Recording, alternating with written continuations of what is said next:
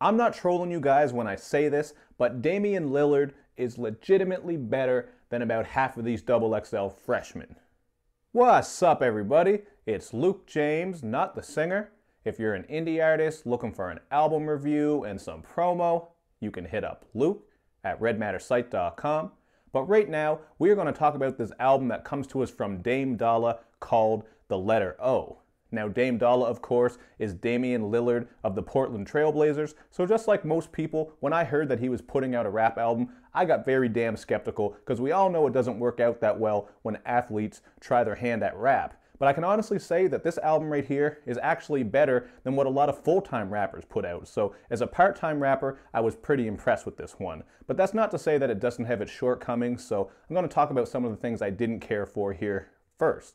Like on the song Roll Call, where we get one of the worst beats on the whole project and this awful verse from Brookfield Deuce. I have no idea who he is, but he's on a couple verses on here and he's just really bad, so I'm kind of assuming that maybe he's just one of Damian Lillard's friends or something like that. And another moment on here I didn't care for too much is the song Pillow Talk. This is just your basic soft track where he's kind of spitting game at the girls. There's another track like that featuring Jamie Foxx called Plans, although it's much better because it's nice and smooth and Jamie Foxx's vocals are nice, but those are basically just two tracks that are kind of paint by the numbers when it comes to giving something for the women to listen to. And the other thing that stuck out to me is that there's not a lot of great lyricism on here. You're going to hear some corny bars from time to time, including on the song Growth Spurt, where he says his whole life has been a puzzle, jigsaw, but now he pulls strings, guitar.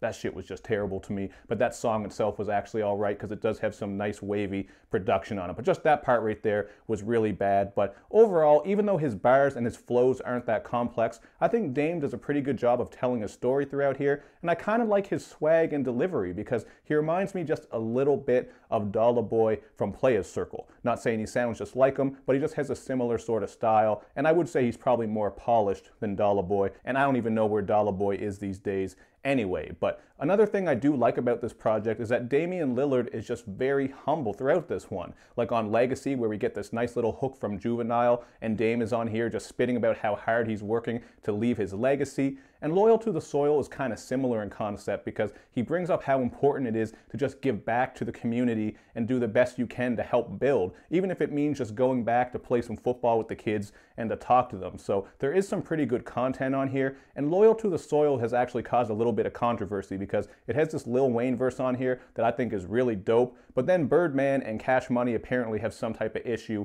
and they're trying to get Damian Lillard to take that verse off. So I don't know what that's about, but I would assume it's something petty coming from Birdman because you know how it is when it comes to the business dealings with Lil Wayne. But that's still a really dope song. Also, Legacy is a dope song. And I like Thank You, which is another kind of inspirational and happy, positive track. This one has some nice vocal pad production, a solid hook from Marsha Ambrosius, who just is really great at singing these hooks, man. I always like seeing her on songs. And I like how on this one, Damian is just really going into detail about how his grandmother helped shape him into the man he is today. So he is giving you some of his story on here. And another couple of tracks I liked were Bill Walton and Wasatch Front. I think I'm saying that right. I'm not sure. I don't know what Wasatch is, but you know what? I liked both of those tracks. They have some very dreamy production. And on these ones, he's actually going into detail about how he came up from poverty, went to college in Utah, I believe he said, and then he went on to become the all-star point guard in the NBA that he is today. So really, he did a good job of telling his story throughout this project. I said it a couple of times, but that would definitely be one of the strong points as far as his lyricism goes, because like I said, he doesn't really get too crazy with his bars and flows. It's all pretty simple, and overall, that's a part of why I give this one a 3 out of 5. I do think it's a pretty solid project, and I recommend you check it out, especially if you were just expecting it to be trash. But it is very plain and very simple. There's not really too much about the production that's out of this world, although I did like some of these beats, and his rap style was kind of simple and plain. Not a whole lot to really write home about here, but as far as a basketball player coming and making a rap album, this was pretty dope, man. So definitely check it out. Hit me up in the comment section with your thoughts, and make sure you do all that good YouTube and social media stuff, man, where you like my videos, you share them, you follow me on Twitter, you retweet the videos, and you especially got to subscribe to my channel. Thank you for watching, everybody. I will see you next time.